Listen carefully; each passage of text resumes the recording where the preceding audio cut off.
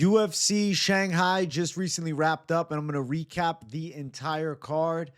The main event, Johnny Walker essentially saved his UFC career.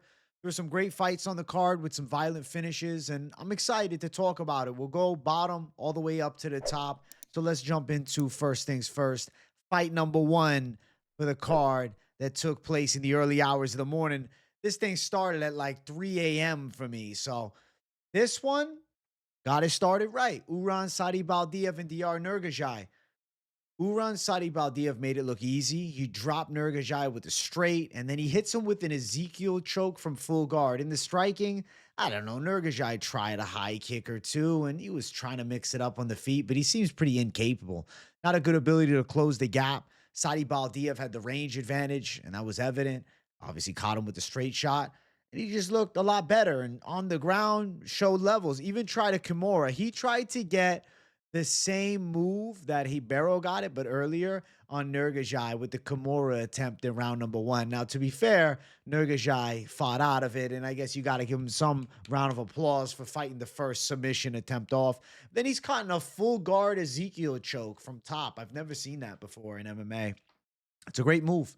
And Satybaldiev gets his UFC career cooking up with the win over Nurgozhay in this one. I don't know where you bring a guy like Satybaldiev. You have to give him respect for taking a real short notice debut against Boudet and then a proper camp. He makes it look easy. I don't know about him being like a future world champ, but 31 years old, he can make a bit of a run.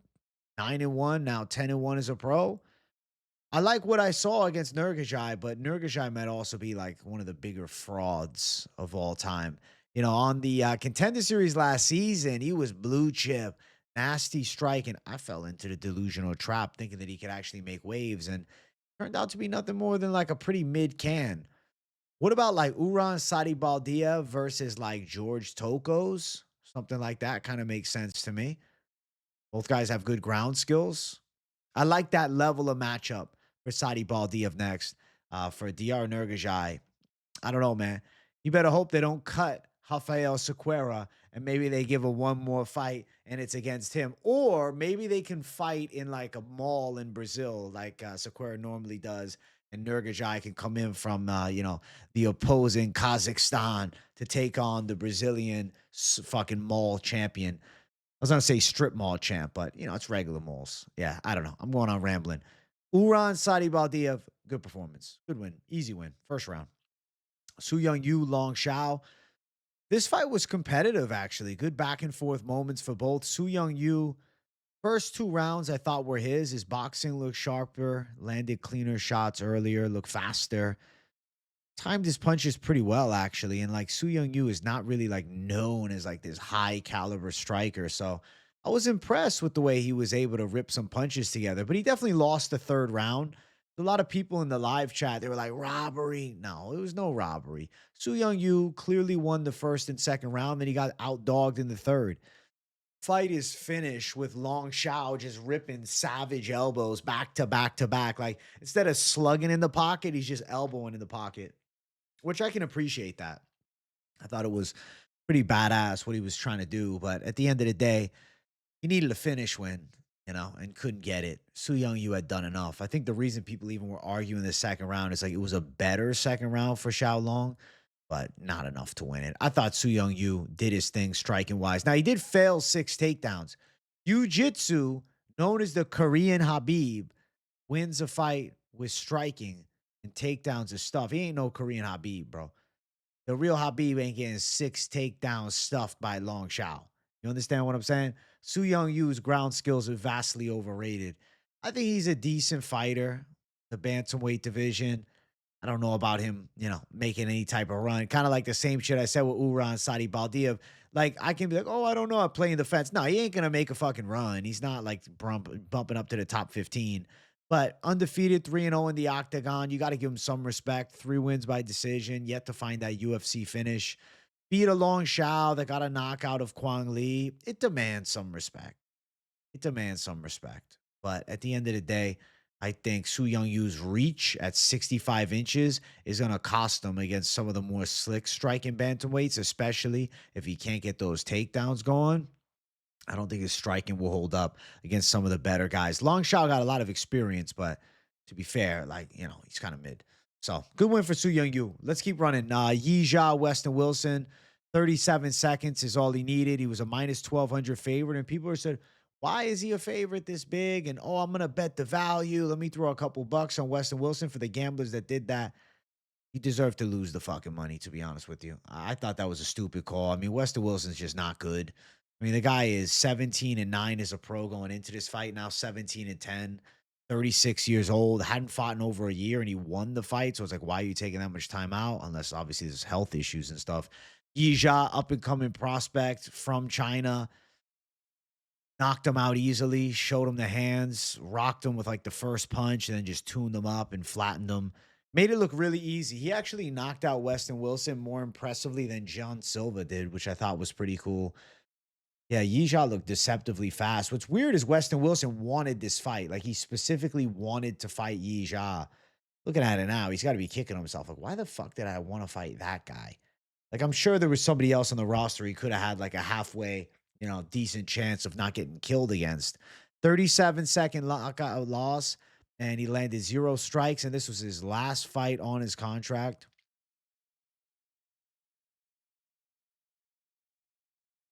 Who fucking knew, man?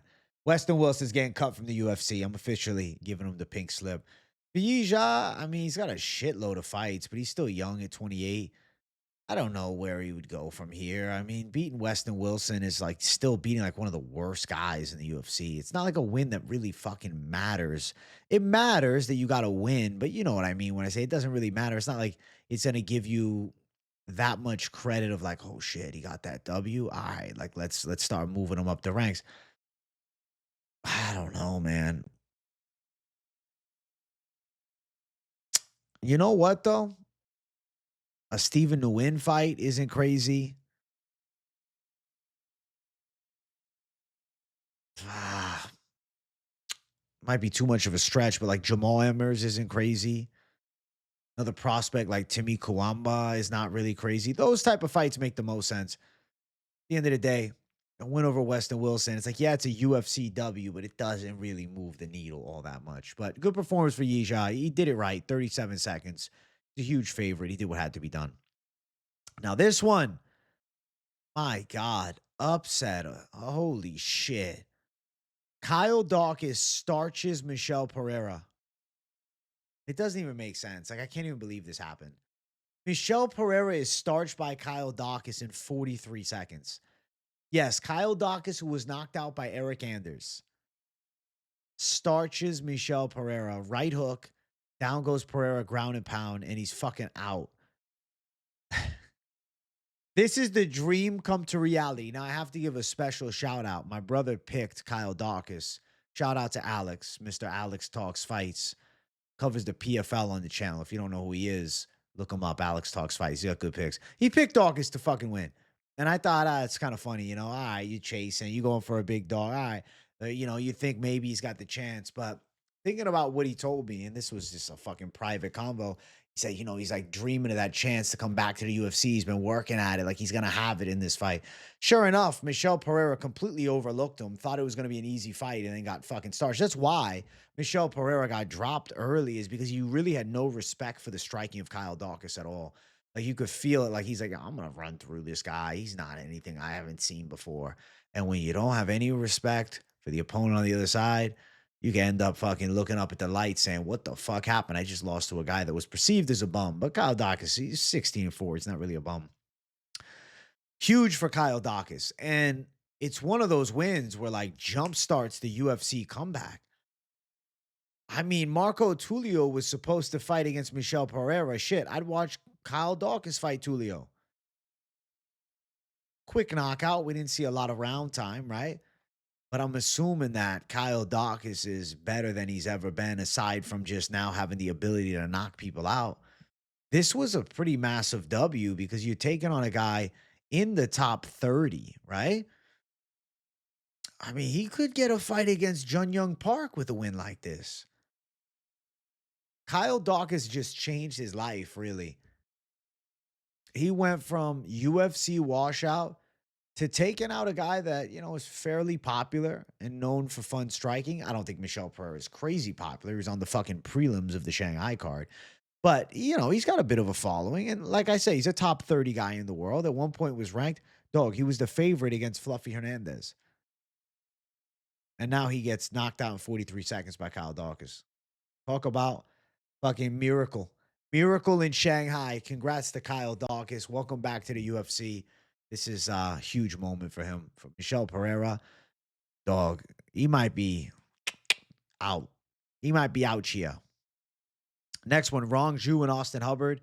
Pretty good striking from Rongzhu. A little bit of second round struggle with Austin Hubbard a bit. Some grappling exchanges. But, I mean, Rongzhu's takedown defense otherwise was really good. 2 out of fucking 12 is all Hubbard hits. So, like, Rongzhu has takedown defense. Really found his flow in striking. Round 1, he looked sharp on the feet. Round 2, he looked okay on the feet. Round 3, he really started coming on strong. Momentum was shifting his way. Landing big combinations and, like, knocking Hubbard off balance and, like, staggering him back and kind of buckling him a little bit. Not rocking him, but hitting him enough with force where you hear the thud of the shots. Looked way faster and cleaner on the feet and was stopping, like, every takedown. Hubbard just started getting like desperate for takedowns at that point, and Rongzhu tuning him up. Really clear win for Rongzhu. Badass performance for sure.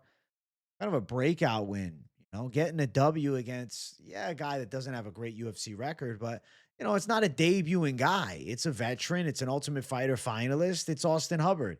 Last time, Rongzhu fraud checked Cody Steele. This time, he comes out and beats Austin Hubbard, who, at the end of the day is a journeyman, but still a capable journeyman in all aspects of the game. I feel like Rongzhu's good. He's not the same Rongzhu from earlier in the run. Like first run Rongzhu was but like now he's starting to put it all together. He's starting to get this shit figured out. I'm excited for more Rongzhu fights. He's kind of cooking right now. Rongzhu looks good. I'm struggling with like matchmaking him. From a realistic standpoint, where would you put a Rongzhu? Fight against Evan Elder. Battle of, guy who's also a prospect, but it's like weird, right? Because Rongzhu's got over 30 pro fights, but still in the prospect category. And then Evan Elder on the other side, 12 fights, definitely in the prospect category. But I like the matchup, Rongzhu and Evan Elder. Don't know if they'll do that. They could push him in a different direction. I wouldn't be shocked if maybe they move him up towards like a fight, I don't know, against somebody along the lines of maybe I don't think he fights Markel Medeiros, but a Markel Medeiros who also beat Austin Hubbard, or a Gabe Green, a grizzled vet. We'll see what the UFC ends up deciding, but Rongzhu either way demands a lot of respect for this one. And I think Austin Hubbard, this might be it. He might be getting those walking papers from the UFC. Win against Michael Figlock, losses to Hernandez, Medeiros, and now Rongzhu. Yeah, it could be end of UFC run for Mr. Austin Hubbard after taking a rough L here. But Rongzhu looked good. I was impressed. Next fight, Charles Johnson, Launer Kavanagh. So when you just look at the result, you're like, whoa, Johnson just buzzsawed Kavanagh. No. First round, Launer Kavanagh looked like a future world champion. His striking was insane in the first round. So clean and precise. Cracked Johnson with a hook to his eye, had him blinking it out.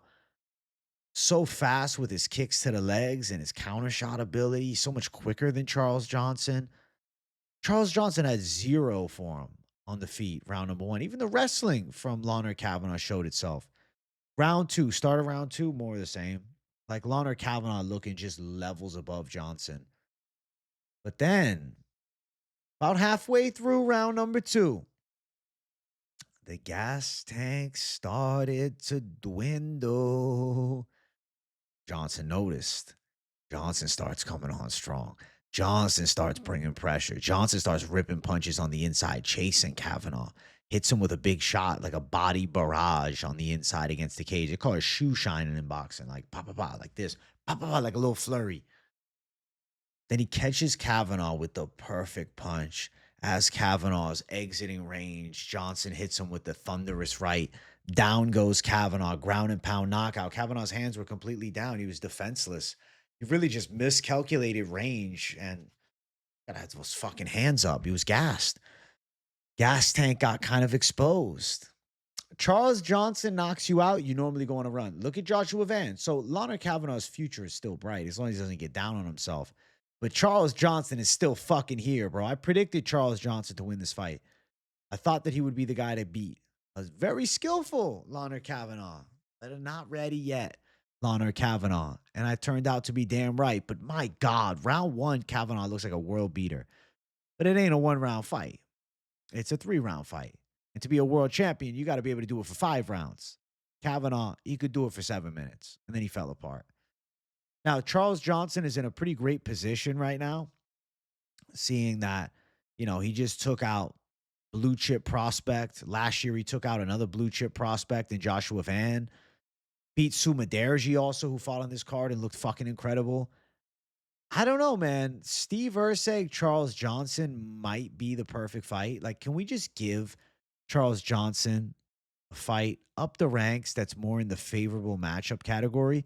If not, you could do him versus Tagir Ulanbekov. To be fair, I wouldn't hate him versus Tagir Ulanbekov, but I would rather do him versus Erceg. Charles Johnson is 5-1 in his last 6 fights. He's definitely one of the best flyweights on the planet. And it's crazy how he's so constantly slept on. I mean, even the Ramazan Temirov fight, there was a lot of positives in that 3rd round. Temirov's a beast, 19-2, ton of experience. Kavanagh at only 9-0, looked amazing round 1, but it doesn't last. He's going to have to kind of hit the reset button now. But I don't think it's the end of the world for Leonard Kavanagh. I don't think it's over. I don't think the dream is dead or anything like that. I think he's still a good prospect. It's just let's chill a bit. I mean, there's still a lot of fights for him. He's still got a UFC future, but like somebody like, Kevin Borjas, who was also on this card. Somebody like fucking, I don't know, Naim Jargal Tumendumbaral, who just won recently on Road to UFC. Somebody like a Mitch Raposo, maybe even. Like, I don't know. I don't know. Maybe not that far of a downfall. But you get where I'm coming from? Like, I think they should pump the brakes a little bit. They went from like, okay, here's Felipe Dos Santos. And okay, you won. But like Felipe is, kind of overrated, I think, because he had a close fight with Manel Cobb. And the fight before that, he beat Ocho, who's a great prospect. But it's like, oh, here you go, Launer. Big fight time. Let's throw you to Johnson. I don't get why. He's in his 20s. Like, why? I don't think there was a point to this. I thought it was bad matchmaking. It's like, let's find out right now. UFC ain't looking to build your record. They're going to throw you to the fire. Kavanagh ain't ready to pass this fire, man. He got burned bad by Charles Johnson. Huge win for Johnson. Respect. Next one, feature prelim. Mahashate Gage Young. Gage Young, I told you guys, I think he's going savage mode USA in Shanghai. USA. I don't know what accent I'm using here. Gage Young was able to rip some punches on the inside, threatened with wrestling a bit. He landed 3 out of his 6 takedowns, 0-7 for Mahashate. He was trying to wrestle too because he was getting tuned up on the feet a bit. Gage Young's pace was on point. His boxing combinations were on point on the inside. He stayed concise with pressure, bringing that forward attack to Mahashate, touching him in the pocket. Mahashate's just not good in the pocket. Threatening with takedowns, getting on top of it. Outworking him, showed a better gas tank. Gage Young got a clear-cut decision against the Chinese fighter in Mahashate. Mahashate really had that one-hit wonder. Somehow this fucking guy has a knockout win over Steve Garcia, who's amazing. And, granted, it was lightweight Steve Garcia, and now he's a featherweight. But still, violently chinned Steve Garcia and now selling against a guy who was 0-1 in the UFC and had also lost a contender. To be fair, Gage Young is a good prospect, though. And he's only lost to other good prospects, Evan Elder and Quillian Salkild. From Mahashate, I think we got to keep it a buck, man. It's probably released from the UFC. I don't know if they're going to keep him around. He was in a featured prelim, and maybe they need him for the Asia market, so they might not let him go. But he's 2-4 in the UFC, and it's not looking too good. Definitely not looking too good. Now, on the Gage Young side, it's a win over Mahashata. It's a performance where he showed good pressure, boxing, and cardio. I think he has a lot of promise. He's still, in the early stage of his pro fighting career. I mean, it was his 13th fight, 25 years old. Crazy that Machate is also 25. I think that you definitely go Gage Young versus another prospect. I'd say prospect fight makes the most sense for him, but demand some respect flying out to Shanghai and beating the local. I thought it was pretty cool. So shout out to Gage Young for the win. Let's keep moving up. Next fight. First fight on the main card. Make sure you guys hit the like button if you're enjoying. And if you're new, make sure you subscribe too. We got Nurgozhay versus Kiefer Crosbie. Nueraji finds the knockout in the first round, destroys Kiefer Crosbie with ground and pound to finish. But there's more to the story. Just looking at the surface, you're not seeing what happened. Nueraji ended up getting on top early, and Kiefer Crosbie like trying to play guard game and like use mission control. Go roll for leg lock. Kiefer Crosbie has a terrible ground game. I don't know why that's his strategy. He's a boxer. Low IQ. But besides that, they're scrapping on the ground a bit. Nueraji's winning the battle, landing some shots. They're like working to get up to their feet. Nueraji throws a knee to a completely grounded Kiefer Crosbie, a knee that essentially knocks him out, not flat out, but drops him like back. And his face is now busted open and he's hurt bad. He was like really staggered by that illegal knee. They call a timeout. Crosbie gets up. He gets not 45 seconds to rest, 30 seconds to rest. Says, all right, yeah, I can fight. They brought the doctor in to make sure he can fight. He says, yeah, he can fight. They take 2 points from Nueraji, and then the fight continues. Like a minute after getting knocked out by a knee. And then he gets knocked out 30 seconds later with ground and pound. He was done. Face was completely sliced open. What the fuck was that? I have criticisms to make here. Criticism number one is obviously with the fighter, Kiefer Crosbie. You should have just fucking bailed out of that shit. But he just got violently kneed. How badly is he concussed? He may not have even realized what the hell was going on. He's like, yeah, I'm here to fight. I'm here to fight. So take him out of it. The coaches should have been yelling, stop the fucking shit. Relax. Take your time. Number 3, referee. Mark Goddard should have said, hey, don't rush. Take your time. Because Crosby's like, oh, I'm ready to go. Are you sure? Like, you have 5 minutes. You should take it. If he's going to continue, he should have taken the full 5 minutes after being knocked out. He was guaranteed to get beat. A man's just knocked out. He's out of it. He's sliced open with an illegal shot. Now you send him back out there to this animal some more. It made 0 sense, man. I don't even understand. Yes, Nueraji's dangerous. His elbows look really clean. And like, he seems to be a decent prospect. Kind of looks like a giant baby, though, right? Like when you look at him, when you really look at that profile picture, he looks like, if you just look at his head, it looks like a fucking 1-year-old just in like a full-grown human's body. Very strange. Kiefer Crosbie, what the fuck was that? Like, he should have taken at least 5 minutes. I think Cody Brundage does it right compared to this. He should have pulled the Brundage and fucking got out. He could get a UFC win, gets a win bonus, and he's going to get brought back and fight in the UFC again, probably, as opposed to trying to fight through it. Now he gets knocked out in the first round. He gets no win bonus, and he's getting cut from the UFC, being 0-3 in the octagon. It couldn't have gone worse. Illegally kneed in the face, knocked out, and then ground and pounded and beat up some more. That makes sense. Goddard's fault, though, because Goddard should have really emphasized to him, like, hey, you have time. We don't need to rush this. You just were hit with a very hard shot. I'd rather you take a couple minutes and be fully recovered. Goddard, man, some bad fucking refereeing moments for him from, last week's card to this one here. Is what it is. Nueraji. Dangerous prospect, yes.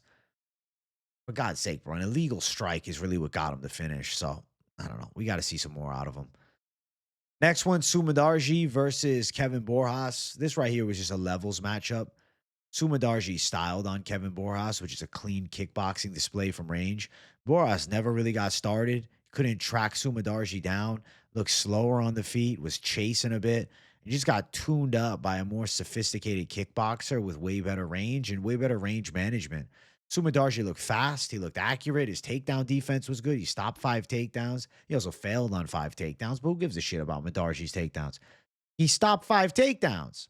Sumudaerji, the worst part of his game is the grappling. Now, Kevin Borjas not necessarily known as a grappler, more so known as a kickboxing threat, and more so known with a good ability to land solid leg kicks and mix up shots, but like he couldn't do anything. Sumudaerji just dictated the range of the fight, and like Kevin Borjas was just chasing at best. Mudarji looked really crisp, and I was impressed by his skills in this fight. It was one of those performances where it's like, all right, Sumudaerji, you got something here. Like I always thought he had some potential, but he would just have dud performances after dud performance. This one here is a win that demands some respect.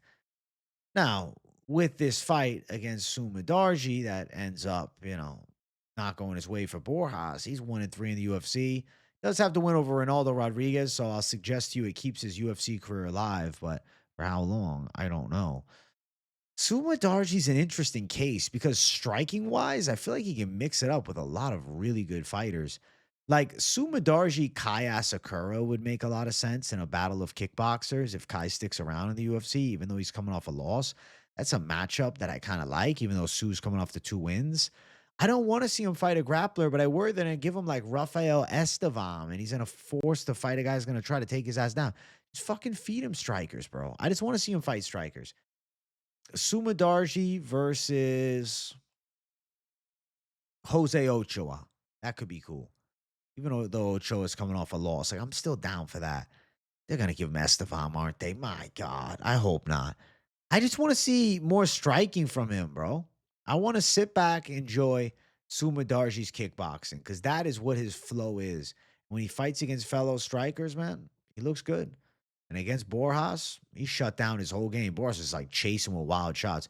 Borjas just looked very basic and just unable to deal with the distance and the slick stand up. So shout out to Sumudaerji for the W. Next fight on the card, Sergey Pavlovich wears Waldo. Hey, over 1.5 hit in this fight. That was a confident call. I thought so. I did think Where's Waldo would put out a little bit better of an effort with punch combinations. He was kind of just slapping at Pavlovich a lot. Pavlovich was able to land some decent shots on the feet throughout the fight, kind of dictated the pace and also controlled the cage, meaning that he was the one like winning the battle of real estate. He was the one pressuring forward. Waldo, a lot of the times, more in the retreat. There was a couple of good slugs that Waldo ripped out there, a couple of overhand punches, decent jabs, and whatnot in the mix. He like exploded into range. Actually, at the start of the fight, there was a nasty head clash. Waldo thudded Pavlovich's jaw, and then Pavlovich actually rocked him a bit with a right hand. But I'm like, my God, Pavlovich's chin holds up tight from the Where's Waldo spearing headbutt. Unintentional, but still the spearing headbutt. And then he just essentially outboxed him for 3 rounds. It was just a clean performance of technique. And Pavlovich just sophisticated stand-up game, like working good straights, cutting the range off, having his moments of blitz, landing the key shots when need be. Waldo kind of staying passive, trying to close the gap, but not like fully committing because he knew the counters of Pavlovich were dangerous. Times he did square up and get a little wild with Pavlovich, and there were some times that Pavlovich really made him pay. Pavlovich caught Waldo with a lot of big shots, but Waldo's chin seems to be pretty much iron. He was able to endure Pavlovich's best punches. Pavlovich got a win, an impressive one. I mean, a unanimous decision against Waldo. I thought this fight would go the distance. I had that feeling. Whereas Waldo was really soaring after he pulled off the Spivak win. Now, not in such a beautiful position, but I still like the idea of Where's Waldo versus like a guy like Derek Lewis. Like, I think that could be a cool fight. I still think Where's Waldo's quality with his stand up, and I'm interested to see him fight more in this damn heavyweight division amongst the better guys. It's just Pavlovich was a little bit too much being a true, like, top caliber, top 5. For Pavlovich, a weird position that he's in. Losses to Volkov and Aspinall. Volkov is fighting against Jailton Almeida, and Aspinall is fighting Cyril Gane. Pavlovich now on a 2-fight winning streak. Just beat Where's Waldo. He's kind of in the waiting game. I mean, a Volkov Jailton Almeida winner could be next, especially if it's Jailton, because we haven't seen Pavlovich and Jailton fight. Would also potentially see him fight like an Aspinall Gane loser, but less confident on that coming to fruition. Pavlovich is definitely at the top, but like he's going to be in a bit of a waiting period because the, top contender heavyweight fight between Volkov and Jailton's happening, and Cyril Gane is fighting for the belt against Tom Aspinall. So Pavlovich just beating the number 6 guy in Waldo is huge, but it's not like they're gonna run a Curtis Blades rematch, or it's not like he's gonna fight Martian Tybura. That would make next to 0 sense. I don't know, maybe if Ante DeLiha gets, like, a violent finish in his debut in 2 weeks against, Tybura, then maybe things shift and they'll end up doing that, but I don't think so. DeLiha, if he goes out and gets a violent win, could fight against a Pavlovich. I'd like that fight. But as of now, I think Pavlovich waits. And then Jailton Almeida, Volkov winner, could end up being in the title picture. He could end up fighting like a loser of one of the fights. Maybe if it's Gone, he fights him, or if it's Almeida, he fights him. Somebody could get a win. I doubt they do Derek Lewis Pavlovich too. You see where I'm going with this? I don't think they're gonna do him versus Sergey Spivak. Spivak lost recently to Where's Waldo. So yeah, interesting heavyweight division. Pavlovich, definitely the staple guy. Like him being at number 3 makes a lot of sense. Because I think that the guys that could end up beating him at heavyweight already beat him. Tom Aspinall, Volkov. Like Gone would be live to give him a lot of trouble. Even Jailton, though, I think he could end up knocking Jailton out. I feel like his grappling defense will hold up well in that fight. He really seems to be like the number 3 or 4 heavyweight on the planet right now. Sergey Pavlovich is quite legit. And for Waldo, I just have a bias towards wanting to see him fight Derek Lewis, but I'm not so sure that'll even be a great fight. Maybe Tai Tuivasa on a comeback, 5-fight losing streak versus 5-1 in the last 6. That doesn't really make sense though. But I mean, for God's sake, bro, they got Ty at number 10 in the world with all these L's. He's got to take a fight soon. If not, it's like boot him from these rankings. Wild. Go win for Sergey. Unanimous decision. Clear cut. Deserved. Next fight, Aljamain Sterling, Brian Ortega. This was Aljamain Sterling type of fight. Not typically, actually, not really. It was Aljo's fight throughout, but it was a kickboxer. He essentially just out kickboxed Brian Ortega for a majority. There was a couple of times where he ended up in top position throughout the first, throughout the fight, but really not until that end mark, round number 5, where he's actually beaten Brian Ortega up a bit with some ground and pound. But in round 5, Ortega in the striking was actually having his best moments prior to getting put on his back. He landed some decent punches on the feet. Ortega, though, he fumbles, man. He like shoots a takedown and then he like falls to his back. Aljo on top. Aljo with good top pressure control. What is Ortega going to do? Throw up a sub from bottom? Sterling essentially just dog walked Ortega for 5 rounds. Now, in that 5th and final round, prior to him having the great success with ground and pound, which won him the round, he actually got warned by Herb Dean to stop evading the fight and like essentially stop stalling because he was running away after Ortega caught him with a crisp right hand that seemed to bucko Aljo a bit. But throughout the first 4 rounds, it was literally just all Aljo outstriking Ortega. Cleaner punches, Ortega with like a very slow start to the fight. And then he started to cook up more in the later stages and had his best striking moments around 5, but was essentially picked apart by Aljamain Sterling for 5 rounds and, shown a different level of the game.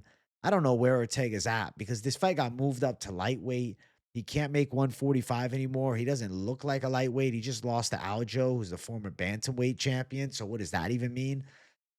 And of course, after the fight, Aljamain calls for the title shot. I'm like, Aljo, bro, Aljo. I get it, you want that chance for sure. But Movzar's in front. Fucking Lerone Murphy's in front. Aljamain Sterling beating Brian Ortega, it puts him in the mix, but like he's gonna need another one. A fight between Aljamain Sterling and like a Yair Rodriguez could be cool, but I don't know the timeline of return if that works. Yair coming off the big fraud check of Patricio Pitbull. Pitbull's fought since then. Yair hasn't, so I have to be under the assumption Yair's gonna want to get after it for the end of the year, and I don't know when Aljo wants to come back. There's obviously an Arnold Allen fight for Aljo. That's interesting. I think Lerone Murphy's next in line for the title after the sensational elbow. Movzar, being injured and pulling out of that fight and then not having fought since, the Aljamain decision. It's like less of a hard statement of like him definitely next. But it's not like Aljo's gonna. What I'm saying is, it's not like Aljo's gonna jump the line in front of the guy that beat him in Movzar and end up fighting for the belt, unless Movzar is like out for a while. Aljo's solid striking, though, came through. He looked good on the feet. He tuned up Ortega. He deserved 50-45. And shit, my assessment was right. Ortega was not in that fight after the weigh-ins, especially. But yeah, for Aljamain Sterling, Yair Rodriguez timeline, depending upon. As far as Brian Ortega, he's in a rough spot, man. He can't make this fucking weight class anymore. So he's got to move up. My God, do you want to see Aljamain Sterling? Aljamain, do you want to see Brian Ortega versus like a Grant Dawson, though? I think he'd struggle. A lightweight version of T City Brian Ortega. The first name that comes to my mind is Ludovic Klein. Ludovic Klein's also a former featherweight. There'd be an advantage on the ground for Brian Ortega. I don't know how probable that is, but if there's a matchup at that weight class that I feel I actually like for him, it's got to be that one. Brian Ortega versus Ludovic Klein, because I don't think he gets somebody obscure. Like, I think he gets somebody coming off a loss that's pretty decent, especially being the co-main event here.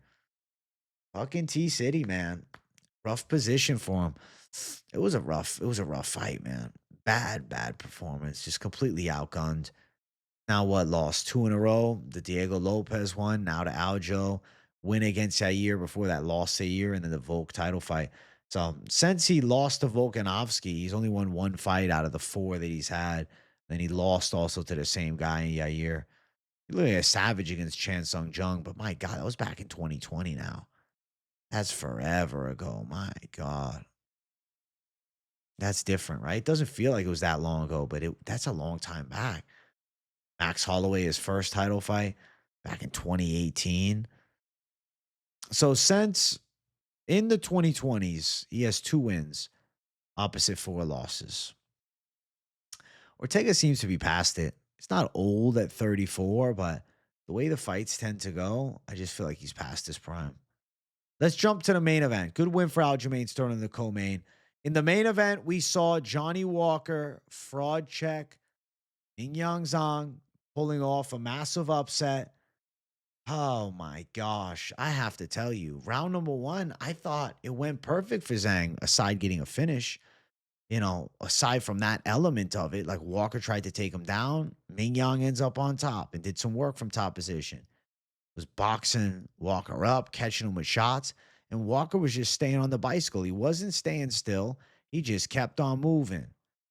Mingyang Zhang catches him with some decent punches, caught him with a nasty elbow on the inside, caught him with some decent straights, was pressuring forward and staying effective with that offensive onslaught. But Johnny Walker was never badly compromised in round number 1, just like lightly cracked with shots and maybe mildly buzzed with a couple of big ones from Mingyang Zhang, but nothing emphatic had taken place in that first round. And then we go to round 2. Mingyang, that attack, bringing some heat, trying to press a bit on Johnny Walker, trying to find his moments on Johnny Walker. Walker stays moving, rips some nice leg kicks, though, and throwing some awkward punches, you know, making it weird. Like in round 1, he also clinched a bit. I forgot to add that element to it. But like a lot of movement from Walker. And Mingyang's having a hard time tracking him down. And Walker lands a couple shots, then leg kicks. Leg kick totally shuts the leg off of Zhang Mingyang. Another leg kick, down he goes. Walker now throwing thunderous ground and pound, and Mingyang turtling up. But like there's moments that Mingyang could have tried to get up to his feet, but he didn't. He stayed on the ground and just like kept falling back, essentially being like, ref, stop the fight. Then sure enough, eventually, as he like thinks about getting up for a second, then just falls back down, the referee jumps in and calls the fight. Kind of gave up in front of his home country folk, which I thought was a bit sad. But he does have those thick calves, and a perfectly placed calf kick on those thick boys tends to shut them off. It's interesting, right? The thinner calves tend to be more well at absorbing the kicks. You wouldn't think that, right? You'd think this big muscular, or even if it's a fat calf, you think this big blob of a calf would take a better shot before shutting down, as opposed to the contrary being true, where the more bony calves tend to be able to take the calf kicks. So the big calves are the weakness for Zhang Mingyang, and Johnny Walker found that weakness and exploited it with kicks to the fucking calves. Walker finds a way. I don't even think he looked good. I don't even think Johnny Walker looked good in this fight. He was losing the fight. But leg kick from hell ends up getting him the win, and he just takes out the knockout artist from China My God, killing the fucking dream for the weight class. Now, after the fight, he called out Jan Blachowicz, who's ranked number 5 in the world. I don't know about him fighting Jan Blachowicz, but like it's kind of not crazy because Jan is coming off, a good slew of losses. What has he lost? 2 straight. And before that, it was a draw versus Ankalaev back in 2022. I don't hate that call out for Johnny Walker. I will say I could feel good energy from Walker at the walkout rather, and his brother in the corner, his brother doing real well. So I feel as though Johnny Walker's kind of got some things cooking right now. He could end up fighting like a Rakic and Azamat Mirzakhanov winner. I think that kind of makes sense for Johnny Walker next. I respect the call out of Jan Blachowicz, and maybe they do that, but probably more sensible an Azamat Mirzakhanov and Alexander Rakic winner. There's obviously Bogdan Gushkov as well. I know they were booked at one point, but I feel like they don't want to fight each other. Like Walter Walker is boys with Bogdan Gushkov. I don't know. That's his brother. Johnny Walker and Walter in the corner got a strong bond. Walter was crying in the corner. Interesting how they train together, and like seeing Walker shoot early tells me in training Mingyang caught him. But those fucking leg kicks, man. Maybe that was something in training that Walker noticed. Is like he was able to find a lot of leg kicks. So he said, let me go to the well with that. And hopefully those big calves end up costing Zhang Mingyang. And they absolutely did. They can generate some good force with your punches, but they also completely shut off when your calf is ripped at. So respect to Johnny Walker finding the kill shot on the Zhang Mingyang calf, and he fucking fraud checks him. Heavyweight prospect goes down. Unfortunate, man. I was excited. Man. I wanted to see Zhang Mingyang thrive. Sorry, guys. I've been up since 2:20 a.m. and it's 9:43 right now. I wanted to see Zhang thrive. I wanted to see him look good. I want to see him get a win. But that's just not how this game is built upon. This game's built upon chaos factor. Now, I do think Zhang Mingyang's going to come back from this, as long as he fights somebody that like doesn't rip him with a thunderous leg kick, he should be okay. Doesn't check kicks at all either, mind you. Fucking red flag and a half. No checks of the kicks. Loses to Johnny Walker, but still is one of the more exciting light heavyweights. I don't know, though. Matchmaking for him is going to be tough. Isn't Modestas Bukauskas booked against Paul Craig? To be honest with you, like if Modestas Bukauskas or Paul Craig, the winner of that fight, if it's Modestas more so, I'm trying to think what else. It probably will be Modestas. Dustin Jacoby is an interesting striking clash. He ends up getting chin there, and then the dream is just dead. I was also thinking it's not a horrible idea. Alonzo Menafield versus Zhang Mingyang. I could see Zhang catching him. Jamal Hill, who's coming off 3 losses in a row. Jamal Hill, Zhang Mingyang isn't crazy. Obviously, you say, but Walker got knocked out by Hill. But fuck the MMA math. Walker's better at leg kicks. Jamal Hill ain't going to be chopping at those legs of Zhang. Maybe he'll try, but he'll end up probably getting caught. I want to see more of Zhang. I'm a fan, but fucking game is ruthless. And he takes a fat L in the main event of the card that was literally built around him. And also he kills the Lock City parlay. Congrats to Johnny Walker taking it home. Accurate leg kicks. Ultimate difference maker. He's got the grit. He's got the dog. He didn't quit. And his chin held up better than it had in a while. That's true. He got caught, but his chin was holding up. And Mingyang can't defend fucking kicks for his life. And Walker staying moving, finding him. Congrats to Johnny Walker, giving Zhang Mingyang his first UFC loss and first loss in years. He had a 12-fight win streak on. Respect, Johnny Walker. Respect. Respect to Johnny boy. Still got something left in him. Maybe the chin a bit better than advertised. It was funny as fuck. Him and his brother posted a video of him like shaving his mustache before the fight to channel the inner Hamzat Chimaev. Tries to take down early, just completely stuffed.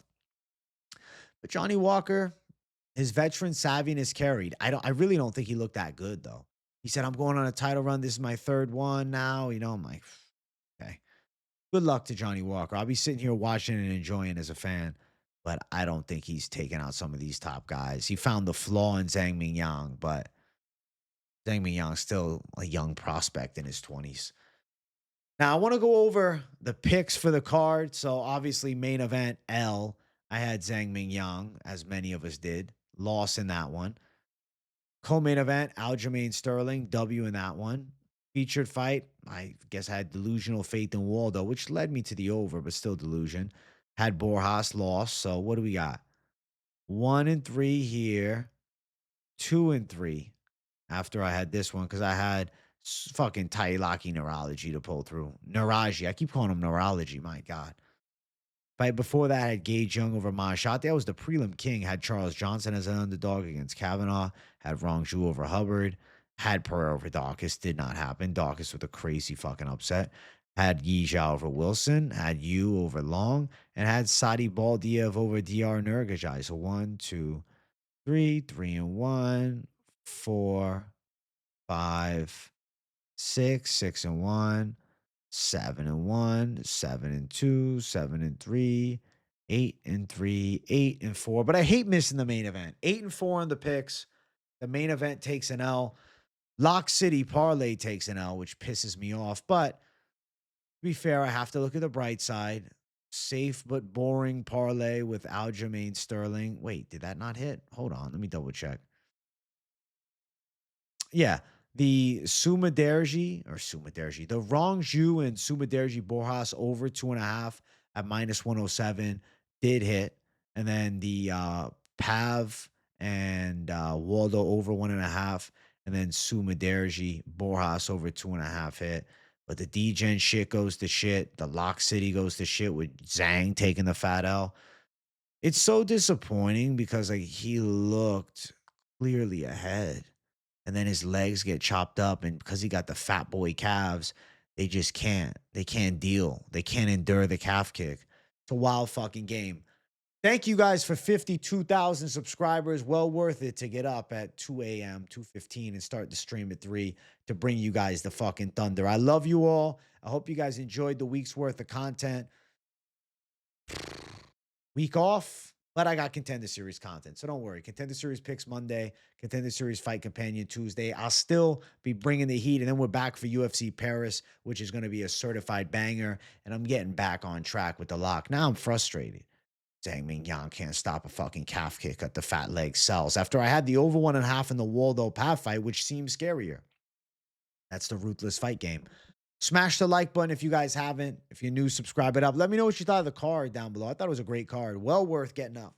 Well worth getting up. If you didn't see it live, I definitely suggest you watch it on replay because a lot of fun fights and good action. I love you guys.